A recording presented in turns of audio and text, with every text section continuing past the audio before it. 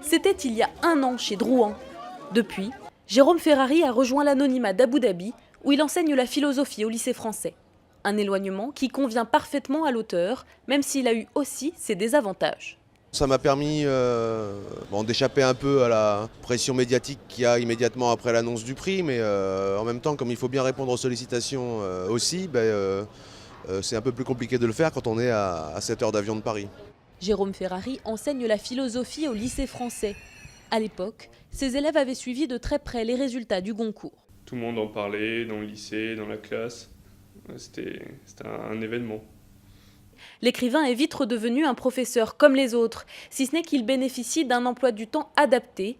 1 semaine par mois, il est libéré afin de se rendre dans les instituts culturels français du monde entier.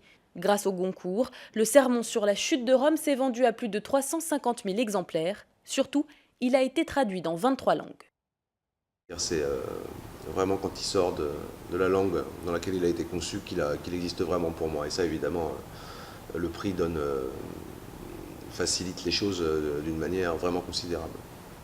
Malgré son emploi du temps chargé, Jérôme Ferrari continue à écrire. Il se penche désormais sur son prochain livre.